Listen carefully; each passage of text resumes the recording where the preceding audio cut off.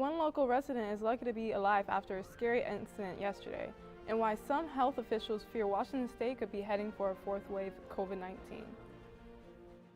From the Northwest Public Broadcasting Studios on the campus of Washington State University, this is Murrow News 8.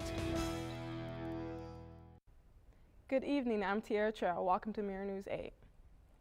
There was an aircraft crash in Pullman Wednesday evening. We have our Murrow News 8 reporter, Josue Cueva, live on the scene with more. Thanks, Tiara. So yeah, I'm standing outside here, Northwest Terryview Drive and Marston Street. We're right behind me over this hill. There was a small engine plane crash. No one was hurt, but there was one passenger on there, the pilot. It was the pilot. He received medical attention as soon as paramedics arrived. It happened this Wednesday evening around 6:30 p.m. And we're right here by Kamiak Elementary School. So luckily it landed right here on the fields, so no one was hurt. And gusty winds seem to be the factor in the plane crashing. That's all we have here, live from Pullman. Back to you to desk. Good evening, I'm Korea Pounds. Pullman police saw a 19% increase in harassment reports from 2019 to 2020, including sex offenses, aggravated assaults, and blackmail cases.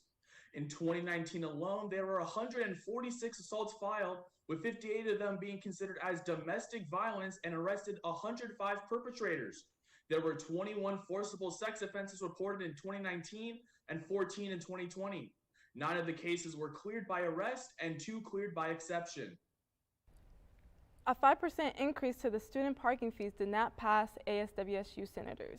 This increase failed to reach a 2/3 vote from the Senators' Graduate and Professional Student Association, which needed a passing vote from each organization to be enacted. ASWSU President Curtis Cohen announced that students will not have to pay for parking for the rest of the year, this year into next. The state of Washington could be entering the fourth wave of the coronavirus pandemic. This statement was made by Washington State Secretary of Health after rising cases in many counties. On April 10th, the state's 7-day average was 1,070 confirmed cases, more than the average in the beginning of November at the start of the state's third wave. Anyone 16 and older are now able to get the COVID-19 vaccine. The Washington State Department of Health says that more than 1.5 million additional people are eligible in the state.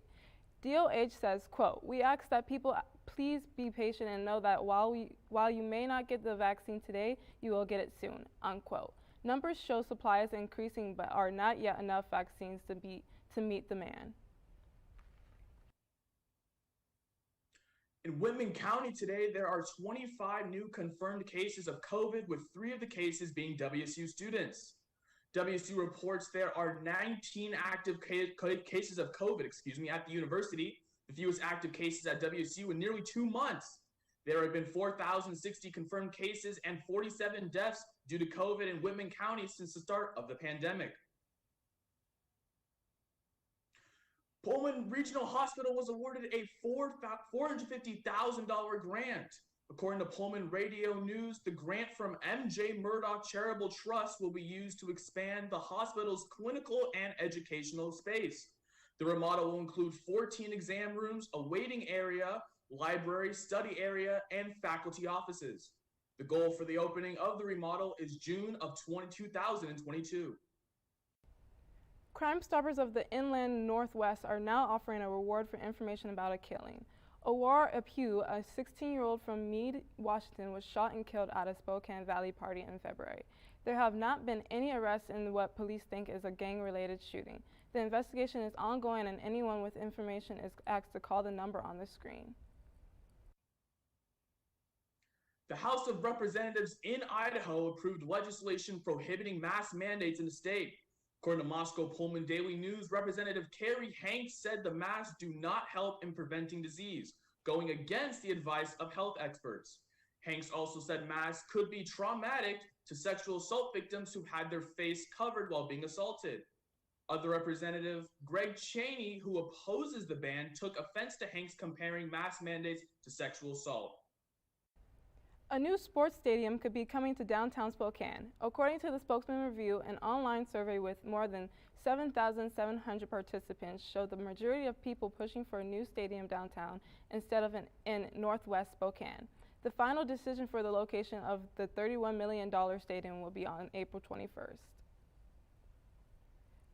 The Derek Chauvin trial is coming to a close. Why Chauvin won't be taking the stand and what changes could police have to deal with multiple police reform bills being sent to Governor Inslee's desk. Pressure. Expectations. Overwhelmed.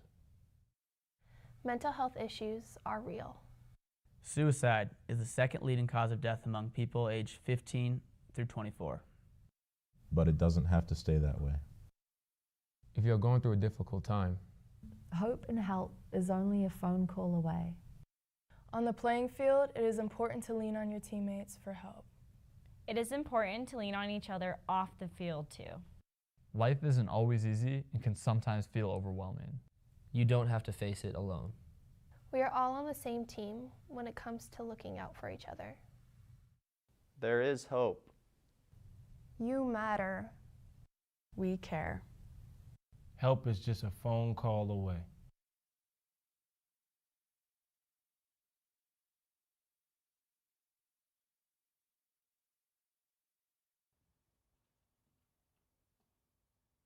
An update in the trial against Derek Chauvin. The former officer chose not to take the stand at testimony today.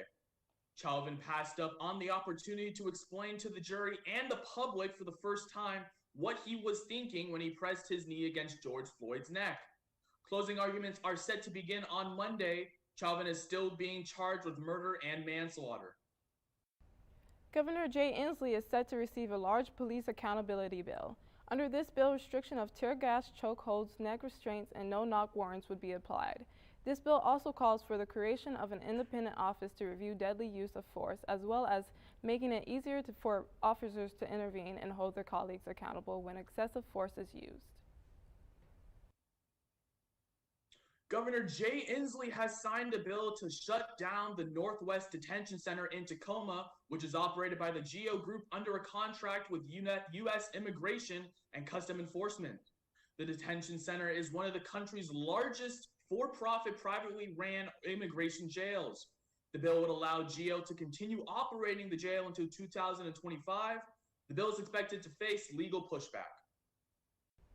I don't know about you at home, but I have loved the sun this past couple of days. I heard it might be staying around for a bit longer.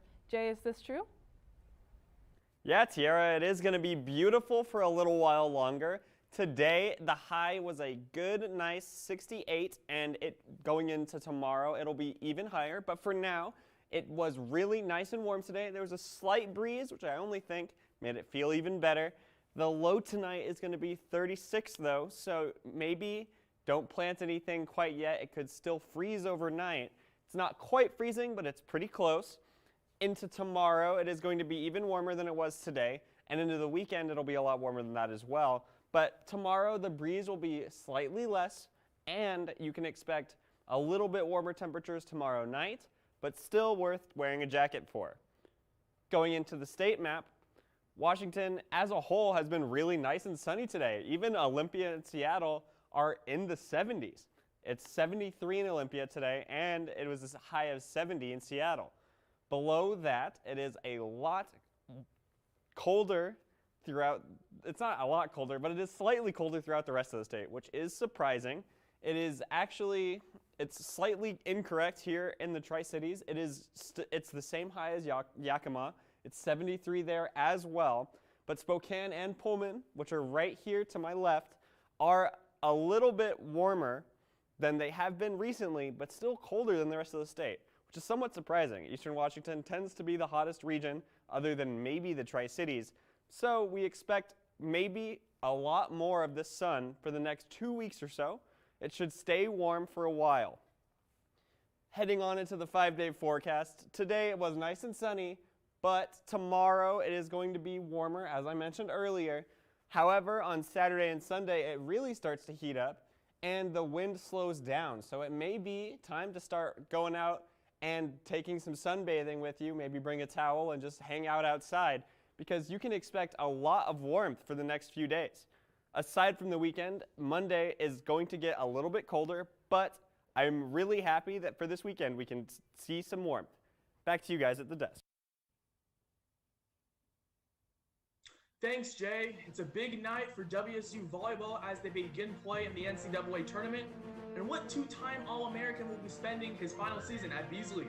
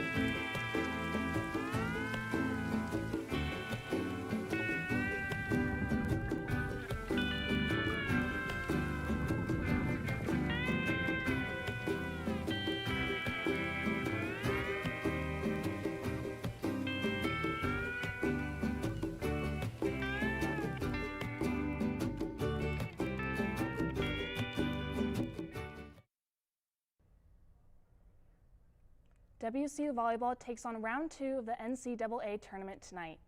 The number 15 Cougs will be facing number 18 Western Kentucky at 7:30 p.m. in Omaha. Hannah Pukis, Pia Timmer, Magda Jehalajova, and Juliana Dalton are the 4 all Pac-12 selections for the Cougs, looking to be important players in the tournament. WSU men's basketball has gained a new Coug. Head coach Kyle Smith has announced the official signing of Division II All-American Tyrell Roberts for the upcoming season. Roberts is joining the Cougs from Sacramento, California, after playing 2 seasons at UC San Diego. The shooting guard scored over 1,000 points in just 2 seasons, earning himself the title of Most Valuable Player in the 2019-2020 season. Roberts will be eligible for 2 years at WSU. The Mariners took on the Orioles in a doubleheader today in Baltimore, winning both games. Seattle won the first game 4-2, tying the score on Mitch Haniger's 2-run home run in the 5th inning off Matt Harvey for Baltimore. Soon after, J.P. Crawford had a 2-run double in the 6th, giving the Mariners the lead. Seattle won Game 2 of the doubleheader 2-1 against Baltimore. Dylan Moore made the first home run for Seattle in the top of the 3rd inning. Next was Haniger for his second homer of the day, hitting straight to center in the 5th. The second win puts the Mariners in the 1st in the AL West. The pandemic has been hard on all graduating seniors this year. Some Pullman High School alumni are hoping to bring a little cheer to those graduating this year.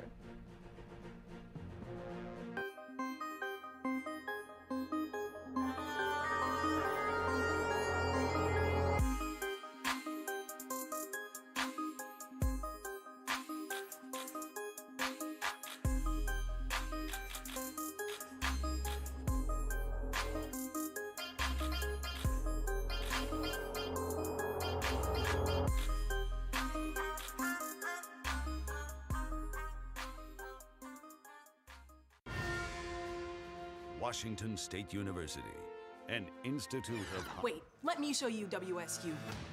We're about being hands-on and getting our hands dirty. We bring art to science and science to wine.